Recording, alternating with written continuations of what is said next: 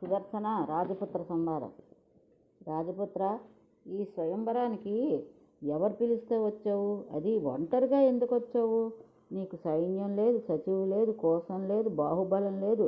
ఏం చేద్దామని వచ్చావు? కన్యామణి కోసం యుద్ధం జరగబోతోంది. మేమంతా సేనా సమేతులమై వచ్చాం. చూస్తున్నావు కదా. మరి నీ మాట ఏమిటి? యుద్ధం చేస్తావా?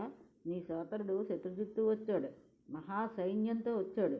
అతడికి సహాయంగా తాతగారు యుధాజిత్తు చతురంగ బలాలతో వచ్చాడు.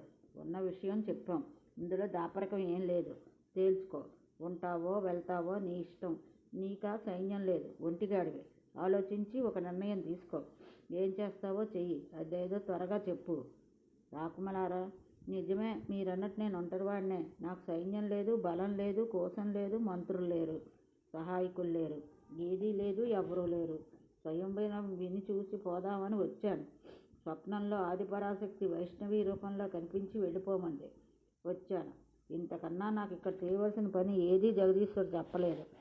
ఆవిడ ఏమి సంకల్పించిందో అదే జరిగి తీరుతుంది. జరిగి తీరుతుంది. సందేహం లేదు. రాజపుత్రులారా, ఈ ప్రపంచంలో నాకు శత్రువు అనేవాడే లేడు. అంతటా జగదంబికనే చూస్తున్నాను. ఒకవేళ నాతో ఎవరైనా శత్రుత్వం పెట్టుకుంటే వారిని ఏం చెయ్యాలో ఆ తల్లే చూసుకుంటుంది. నాకు మాత్రం శత్రుత్వం అంటే ఏమిటో కూడా తెలియదు. ఏది జరగాలో అదే జరుగుతుంది.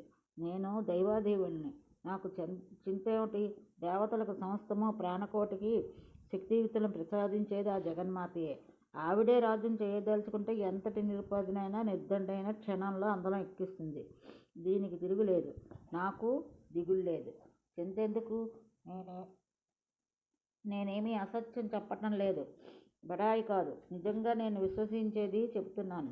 హరిహరాదులైన ఆ శక్తి అనుగ్రహం లేనిది అడుగు కదపలేరు. నేను అశక్తున్నో సశక్తున్నో ఏదైతే అదే. దానికేం కానీ నేను ఈ స్వయంవరానికి రావడం మాత్రం కేవలం జగజ్జన్ని ఆజ్ఞ వల్లనే. ఆవిడ ఏం చేయాలనుకుంటోందో అదే చేస్తుంది. నాకేది ఆలోచన లేదు, బెంగ లేదు, ఏ ఆశ లేదు. జయాపజయాలు రెండు సమానమే. పొంగను కొంగను, అణువంతైనా సిగ్గుపడను. మధ్యలో నాకెందుకు ఈగోల? సిగ్గుపడాల్సి వస్తే ఆవిడే పడుతుంది. నేను ఉన్నది ఆవిడ ఆధీనంలోనే కదా మరి. ఈ ప్రసంగంతో రాకుమారుల మనసులో ఒక పరివర్తన వచ్చింది. తమలో తాము వితర్కించుకున్నారు. కొంతసేపు చర్చించుకున్నారు. కడపటికి ఇలా అన్నారు. రాజపురుష, నువ్వు అన్నది సత్యం. మేమంతా నీ మాటే నమ్ముతున్నాం. కానీ యుధాజిత్తు నిన్ను సంహరించాలనుకుంటున్నాడు. నీ మీద సద్భావంతో ఈ మాట చెప్తున్నాం. అటుపై నీ ఇష్టం. నీ మనసుకు ఏది తోస్తే చెయ్యి. మిత్రులారా, నా మీద దయచేసి నిజం చెప్పారు, సంతోషమే. కానీ మృత్యువు అనేది ఎవరికి పడితే వాడికి ఎప్పుడు పడితే అప్పుడు ఎవరికి పడితే వాడు ఇవ్వగలిగింది, ఇప్పించగలిగింది కాదు. ఈ జగత్తంతా దైవాధీనం. చావు పుట్టుకలు దైవాధీనాలు. ఏ జీవుడు తనకు తాను నిర్ణేత కాదు. స్వతంత్రం అనడానికి ఎవ్వరికీ వీల్లేదు. కర్మానుసారంగా జీవితాలు నడుస్తాయి. తత్వం తెలిసిన పండితులు కర్మను 3 విధాలుగా విభజించారు. సంచితము, వర్తమానము, ప్రారబ్ధము అని వాటి పేర్లు. జగత్తంతా కాలకర్మవశంగా నడుస్తోంది. కాలం మోడందే దేవుడైనా మానవుని చంపలేడు. హతుడు, హంతకుడు నిమిత్తమాత్రులు. కాలం సనాతనం. అదే కర్త. మా తండ్రి గారిని అడవిలో సింహం చంపింది. అలాగే మా తాతగారిని అంటే సూరసేన మహారాజుని యుధాజిత్తు సంహరించాడు. వీరిద్దరూ నిమిత్తమాత్రులు. కాలమే వాళ్ళిద్దరిని తీసుకుపోతుంది. బతకాలని కోటి ప్రయత్నాలు చేసినా కాలయోగం కలిసి రాకపోతే ఎవ్వడూ బతకడు. కలిసి వస్తే ఏ ప్రయత్నం లేకపోయినా, ఎన్ని ఆపదలు ఎదురైనా 1000 సంవత్సరాలు జీవించేస్తాడు. కాబట్టి నేను యుధాజిత్తుకి భయపడేది లేదు. దైవమే పరతత్వం అనే సర్వోత్కృష్టమని దృఢంగా నమ్మి స్థిరంగా ఉన్నాను. స్థిమితంగా ఉన్నాను. దేవీ నామస్మరణ నిత్యం చేసుకుంటాను. నాకు ఏది శుభమో అదే ఆవిడ కలిగిస్తుంది. ఏది అశుభమో అది తొలగిస్తుంది. సంచిత కర్మ అంటే పూర్వకర్మం ఏదైనా శుభం కానీ అశుభం కానీ అనుభవించేస్తుంది కదా. అది మనం చేసుకున్నదే. మనం చేసుకున్న దానికి మనం దుఃఖించడం దేనికి? ఒక్కోసారి ఆలోచించండి. స్వకర్మ ఫలంగా దుఃఖాన్ని పొంది పైకి కనిపించే నిమిత్త కారణంగా వైరం పెట్టుకోవడం అంటే శత్రుత్వం పెట్టుకోవడం తెలివి తక్కువతనం కాదు. అందుచేత నవవయస్కులారా, నాకు వైరము, దుఃఖము, భయము ఇలాంటివి తెలియదు. అందుకే నిర్భయంగా నిశ్శంకగా మీ మధ్యకు వచ్చాను. స్వయంవరం చూడడానికి ఒంటరిగా వచ్చాను. చండికాదేవి ఆజ్ఞపై వచ్చాను. కానివ్వండి, జరగవలసిందేదో అదే జరుగుతుంది. నాకు ఆ దేవియే ప్రమాణం. మరొకటి ఏది నాకు తెలియదు. ఆవిడ సుఖాలిస్తే సుఖాలు, దుఃఖాలిస్తే దుఃఖాలు, అంతే. మరోలా జరగదు. యుధాజిత్తు సుఖాలు పొందితే పొందనివ్వండి, నాకు అతడితో వైరం లేదు. ఒకవేళ ఎవరైనా నాతో వైరం పెట్టుకుంటే దానికి తగ్గ ఫలం అనుభవిస్తాడు.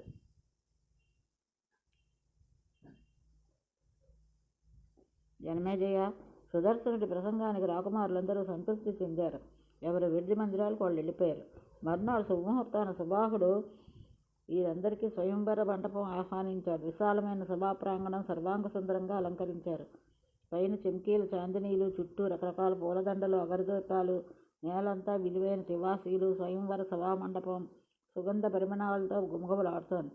అటు ఇటు సూత్ర పట్టినట్టు పరస్పరాభిముఖంగా సముచిత సువర్ణ సింహాసనాలు, వాటిపైన మణిఖచ్చిత మహాస్తరణాలు, బాలీసులు, పాదపీటలు, ఇరువైపుల రత్నాభరణ మృదురవాలతో వింజామర్లు, వాటిని వీస్తూ సుందరాంగులు, మధ్యలో కంబళీపర్చిన విశాలమైన నడవ. రాకుమారులు సర్వాభరణ భూషితులై ఒక్కొక్కరుగా టీవీగా వస్తున్నారు. ముఖద్వారం దగ్గర చీటీగణ పరిభృతులై ఉన్నతాధికారులు స్వాగతం పలుకుతున్నారు. సాదరంగా వీడ్కొని తోడ్కొని నీత సింహాసనాలకు అలంకరింపచేస్తున్నారు. సింహాసనాల్లో రాకుమారులు దివ్య విమానంలో దేవతల్లో విరాజిస్తున్నారు. కన్యామణి ఎప్పుడొస్తుందా, ఎవరిని వరిస్తుందా, ఆ భాగ్యశాలి ఎవరా అని ఆశగా ఆత్రంగా ఎదురు చూస్తున్నారు. సుదర్శని మెడలో కనుక దండ వేస్తే వివాదం చెలరేగమంది. యుద్ధం తప్పదని మనసులో మల్లగుల్లాలు పడుతున్నారు. మంగళవాద్య ఘోష ఒక్కసారి మిన్నుముట్టింది. సఖీజనం వెంటరాగా కాశీరాజపుత్రి శశికళ వేదికపైకి వచ్చి తండ్రి సన్నిధిలో నిలబడింది. అభ్యంగ స్నానం చేసి కురులు తుమ్మిదిరెక్కల్లా కదలాడుతున్నాయి. సన్నని మేల్ముసుగులోంచి రత్నాభరణాలు మెలమెలలాడుతున్నాయి. సౌమో వాసో విరాజిత శరత్చంద్రు చంద్రికలా ఉంది. మధుకమాలిక పట్టుకుని నిలబడింది. వివాహోచిత అలంకరణతో సాక్షాత్తు క్షీరసముద్రాస్తనయ్యలా ఉంది. రవ్వంత చిత్తయ్యై కనిపిస్తున్నది.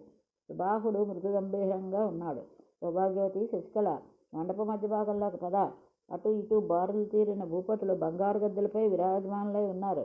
చూడు, మన ఆహ్వానం మన్నించి వివిధ దేశాల నుంచి ఇచ్చేశారు. అందరూ గుణవంతులు, రూపవంతులు, ఉత్తమ క్షత్రియ వంశంలో పుట్టినవారు. వీరు నీ మనసుకు నచ్చిన రాకుమారిని వరించి తల్లి, నీ ఇష్టమే ఇష్టం, ఇది ఇచ్చాను స్వయంవరం అన్నాడు.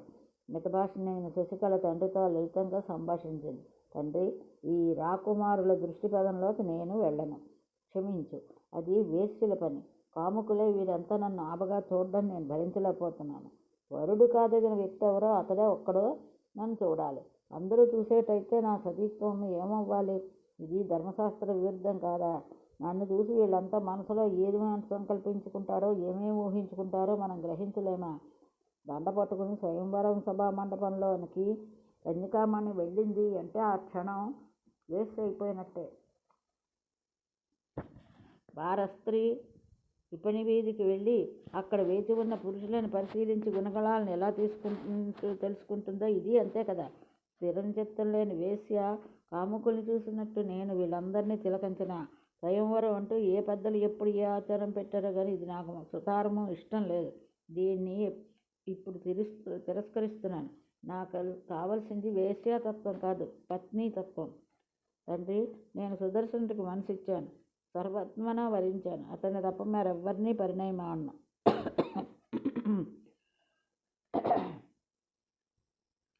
నా శుభం కోరేవాడివైతే మంచి ముహూర్తం పెట్టించి వివాహ విధిగా నన్ను అతడికి కన్యాదానం చెయ్యి. శశికళా ప్రసంగానికి సుబాహుడు మనసులో సంతోషించాడు. యుక్తియుక్తంగా ఉంది అనుకున్నాడు. కానీ ఇప్పుడు ఏం చెయ్యాలి? రాకుమారులంతా వచ్చి కూర్చున్నారు. మా అమ్మాయి మీ మధ్యకు రాదని ప్రకటిస్తూ ఊరుకుంటారా? తిరగబడతారు, నన్ను చంపేస్తారు. అందరూ సేనాసమర్థులై వచ్చారు. ఘోర యుద్ధం జరుగుతుంది. నాక అంతటి సైన్యబలం లేదు కానీ, దుర్గాబలం కానీ లేదు. అందరినీ ఒక్కసారిగా ఎదిరించాలంటే అసంభవం. పోనీ సుదర్శనుడు చేయబడతాడు అనుకుంటానంటే అతడా ఒంటరివాడు, అసహాయుడు, నిర్దండు, పైగా పిన్న వయసువాడు. ఇప్పుడు ఏం చెయ్యాలి? ఏమిటి దారి? అయ్యో, కోరి దుఃఖసాగరంలో మునిగిపోయానే. చాలాసేపు మదనపడి చివరికి ఒక నిర్ణయానికి వచ్చాడు. కానీ ఏదైతే అదే అవుతుందనుకున్నాడు. ధైర్యం కూడగట్టుకుని గట్టిగా గుండెల నిండా గాలి పీల్చుకుని సభామండల మధ్యలోకి వెళ్ళాడు. శశికళ ఎంత వేదిక దిగిరాదేవట అని ఎదురుచూసి తండ్రి కూతుళ్ళు చెవులు కొరుక్కుంటున్నారేమిటో. ఈ మంగళవాద్యఘోషలో వినపడక అర్థం కాక నిరీక్షణకు విసిగిపోయి కొందరు రాకుమారులు సహనం కోల్పోతున్నారు. మరికొందరు తమను తాము సర్ది చెప్పుకుంటున్నారు. వేదిక దిగి వచ్చి సుముహూర్తం కోసం వేచి ఉన్నారు కాబోలనుకుంటున్నారు. రాజబృందం మధ్యలోకి వచ్చిన సుబాహుడు అన్ని వైపులా తిరిగి అందరికీ సవినయంగా శిరస్సు నమస్కరించాడు. రాకుమారులారా, నేనేం చేయను? సభామండపంలోకి వచ్చి మా అమ్మాయి రానంటుంది. ఎంత చెప్పినా వినటం లేదు. నేను చెప్పాను, తల్లి ఎంతగానో చెప్పింది. అయినా సరే ససేమిరా రానంటోంది. క్షమించండి, మనసారా నన్ను క్షమించండి. మీ అందరికీ పేరు పేరున శిరస పాదాభివందనాలు చేస్తున్నాను.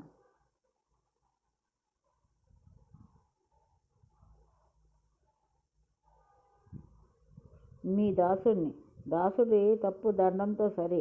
మదర్పిత చందన తాంబూల సత్కారాలు ప్రేమతో స్వీకరించి నన్ను కృతార్థుని చెయ్యండి. రత్నాలు, ఏనుగులు, వస్త్రాలు పుష్కలంగా సమర్పించుకుంటాను. సంతోషంగా స్వీకరించండి. మరొక్కసారి చేతులు జోడించి అభ్యర్థిస్తున్నాను, మనసారా మన్నించండి. నా కూతురు నా మాట వినటం లేదు. కాదని గద్దించి బలవంతం చేస్తే ప్రాణాలు తీసుకుంటుందేమో. అప్పుడు ఇంక నా దుఃఖానికి అంతుంటుందా? ఒక్కగానొక్క కూతురు. మీరంతా కరుణావరుణాలయాలు, మహానుభావులు. దయచేసి నన్ను అర్థం చేసుకోండి. కన్న కూతురు ఇంత మొండికేస్తుందని నేను అనుకోలేదు. మందబుద్ధి. దీంతో ఏమిటి కానీ మీరంతా పెద్ద మనసుతో నన్ను క్షమించండి. మీ పాదదాసుని. నా కూతుర్ని మీ కూతురుగానే భావించండి, దీవించండి. మీ తిరుగు ప్రయాణాలు సుఖంగా జరగాలని కోరుకుంటున్నాను. సుబాహుడి అభ్యర్థనను భూపతులందరూ అంగీకరించారు. ఇంతకన్నా ఏం చేస్తాడులే పాపం అనుకున్నారు. సింహాసనాల నుంచి లేచారు. ఒక్క యుధాజిత్తు మాత్రం క్రోధ కామరాక్షుడయ్యాడు. చెట్టంతెత్తు లేచాడు. మూర్ఖుడా, ఇంత తప్పు చేసి ఇంకా మాట్లాడతావేమిటి? సంశయంగా ఉన్నప్పుడు అసలు ఎందుకు స్వయంవరం ప్రకటించావు? మమ్మల్ని ఎందుకు పిలిపించావు? ఇప్పుడు మా దాన్ని మేము పోవాలా? ఇంతగా మమ్మల్ని అవమానించి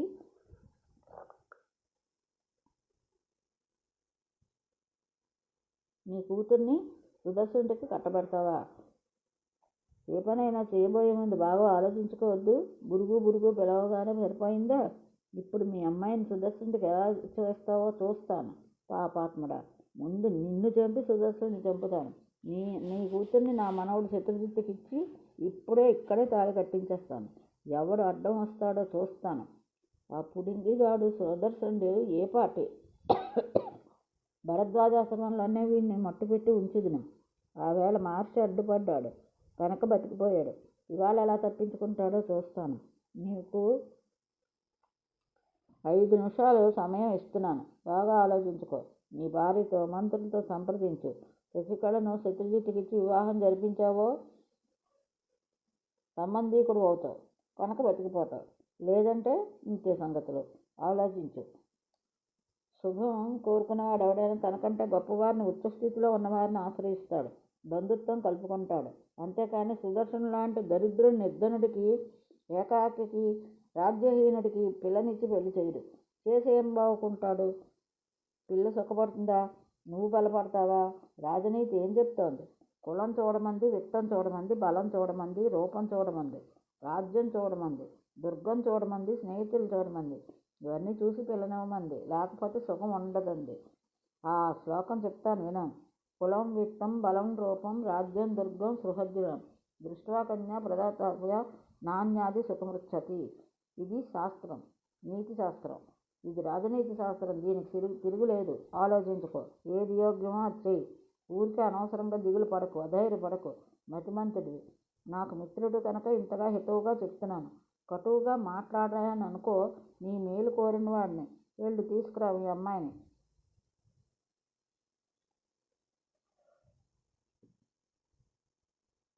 ఒక్క సుదర్శను తప్ప ఎవరినైనా వరించమను.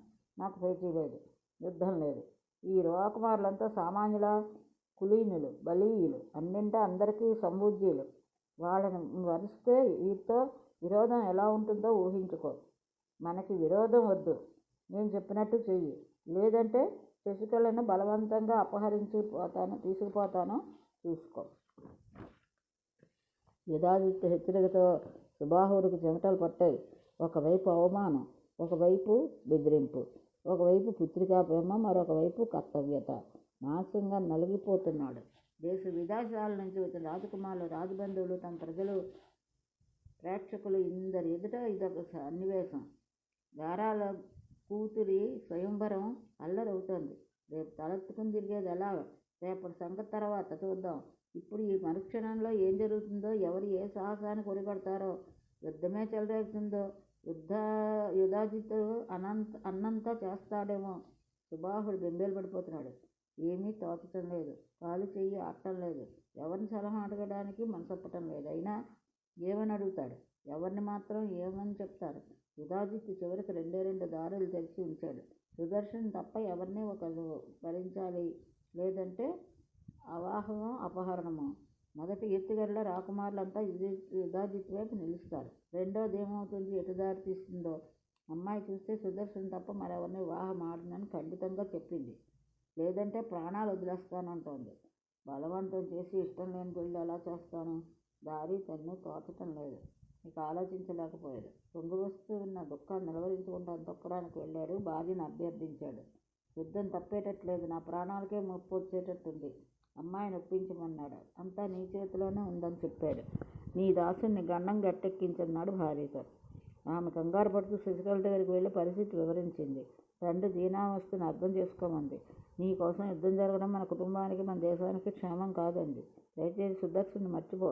మరొక రాకుమారిని ఎవరైనా సరే వరించు. నీ ఇష్టం. కాదని మొండికేసి సుదర్శన్నే వరిస్తే యుధాజిత్తు ఇక్కడే అతన్ని సంహరిస్తాడు. అప్పుడైనా నువ్వు మరొకరిని వరించి తప్పదని చేత అతన్ని వదిలే మరొకరిని వరించు. నా మాట విను. నీ సుఖము మా సుఖము కోరి చెప్తున్నాను. మా తాపత్రయం అంతా నీ సుఖం కోసమే కదా. ఒక్కగానొక్క కూతురివి.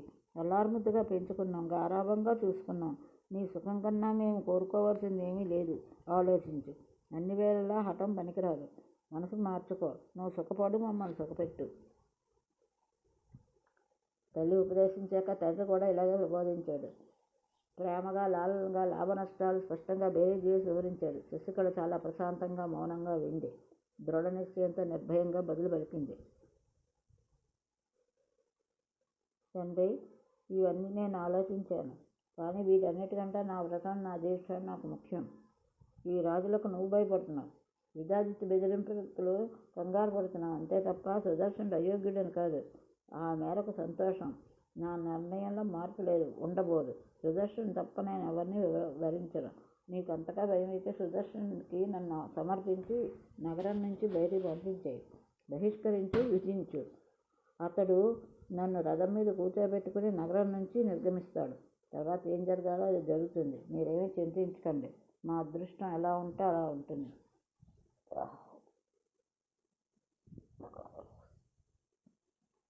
అమ్మా, నీ పట్టుదల నీదేనా? మా మాట వినవా? కన్నతండ్రుల్లో ఇంతగా మాట్లాడుతుంటే ఏమిటమ్మా ఈ మొండిపట్టు? మరొకసారి జాగ్రత్తగా ఆలోచించు. సాహసం అన్ని వేళలా పనికిరాదు. ఒకేసారి పలువురితో విరోధం పెట్టుకోవడం, యుద్ధానికి దిగడం ఎంతటి వాడికైనా క్షేమం కాదు. అదీ కాక సుదర్శన్ చేతిలో పెట్టి మీ మానాన్ని నిన్ను ఎలా వదిలిపెడతాను? వివాహం చెయ్యొద్దు. కన్నతల్లులు ఎవరైనా అలా వదిలిపెట్టేస్తారా? ఇంతమంది ఒక్కసారి చుట్టుముడితే మీరేమైపోతారు? ఆలోచించావా? చిన్నపిల్లవు. సాహసం తప్ప మరింకేం కనిపించటం లేదు. పోనీలే, మరొక పని చేద్దాం. మధ్య మార్గం చెప్తున్నాను. కనీసం దీనికైనా అంగీకరించు. దీన్ని ప్రాణస్వయంవరంగా ప్రకటిస్తాను. అలనాడు సీతామహాసాధ్వికి జనకుడు ప్రకటించినట్టు, శివధనుస్సును ఎక్కుపెట్టి రాముడు వరించినట్టుగా నిన్ను సుదర్శనుని వరించమని. అతడు అసక్తుడైతే మరొకడు గెలుచుకొని అప్పుడు ఎవరికీ ఏ వివాదమూ ఉండదు. అందరూ అంగీకరిస్తారు. నీ వివాహం సుఖంగా జరిపిస్తాను. ఇందులో అధర్మం ఏమీ లేదు, అన్యాయం అంతకన్నా లేదు. కనీసం దీనికైనా ఒప్పుకో తల్లి. తండ్రి బెండానికి నీ ఆలోచన బాగా ఉంది, కానీ సంశయాలకు నేను తావు ఇవ్వను. సుదర్శనుడు నా మనసులో స్థిరపడ్డాడు. మరొక్కడిని వరించడం అసంభవం. అది మహాపాపం. పుణ్యపాపాలకు అది కారణం. మనస్సే కదా. కార్యపూర్వకంగా ఆచరణలోకి వచ్చినా రాకపోయినా పుణ్యపాప చింతనలు మనసులో రేకెత్తితే చాలు, వాటి ఫలితం వాటికి ఉంటుంది.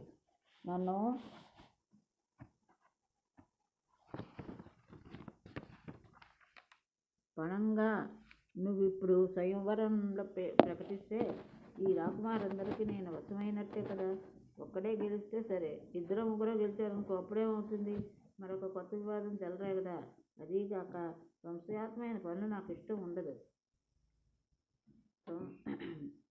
నువ్వు ఇంకేం ఆలోచించుకు, దిగులు పడకు. నన్ను సుదర్శనుకు సమర్పించు, వివాహం జరిపించు. మిగతా సంగతులు చండికాదేవే చూసుకుంటుంది. ఆ జగన్మాత నామధేయాన్ని ఉచ్చరిస్తే చాలు దుఃఖ సముద్రాలు ఇంకిపోతాయి. పరాశక్తిని స్మరించుకుని ధైర్యం తెచ్చుకో. నా అభ్యర్థన నెరవేర్చు. ఇందాకట్లాగా రాజులందరినీ నమస్కరించి స్వయంవరం రేపటి వాయిదా వేస్తున్నానని ప్రకటించు. అందరినీ విడుదలకు పంపించే. ఈ రాత్రి వేదమంతాలతో క్లుప్తంగా మా వివాహం జరిపించే. నువ్వు ఇవ్వగలిగింది ఇచ్చి పంపించు. ధ్రువసుండి కుమారుడు నా సుదర్శనుడు నన్ను తీసుకెళ్తాడు. ఒకవేళ నువ్వు శంకిస్తున్నట్టు, వాళ్ళు బెదిరిస్తున్నట్టు యుద్ధమే జరిగితే అమ్మవారు మనకు సహాయం చేస్తుంది. సుదర్శనుడు నీ పక్షాన నిలబడి యుద్ధం చేస్తాడు. ఆ యుద్ధంలో జరగకూడదే జరిగితే నేను నిశ్చింతంగా ప్రాణాలు వదిలేస్తాను. ఇంకేం బెంగలేదు. నన్ను సుదర్శనుడికి ఇచ్చి నువ్వు సేనా సమేతుడివే రాజధానిలో నిలిచిపో. నేను ఒక్కతినే అతనితో వెళ్ళిపోతాను. యుద్ధం ఏమైనా జరిగితే అతడే చూసుకుంటాడు. నీకు నీ రాజధానికి హాని ఉండదు. ఈ మాటలు వినిపించిన ఆత్మవిశ్వాసం సుబాహుల్లో కొంత ధైర్యం కలిగించింది. విశ్వాసం ఏర్పడింది. కూతురు చెప్పినట్లు చేయడానికి నిర్ణయించుకున్నాడు. త్వరగా స్వయంవర సభామంటపానికి చేరుకున్నాడు. అందరూ సవినయంగా నమస్కరించాడు. గుసగుసలు, కోలాహలాలు సద్దుమణిగాయి. గొంతు సవరించుకున్నాడు. రాకుమారులారా, మీరంతా మా ఆతిథ్యాన్ని మరో పూట అదనంగా స్వీకరించి నన్ను ధన్యం చేయండి. స్వయంవరం రేపటికి వాయిదా వేస్తున్నాను. ప్రస్తుతం విడుదలలో మీకోసం రకరకాల విందులు ఎదురు చూస్తున్నాయి. వాటిని రవ్వంత రుచి చూడండి.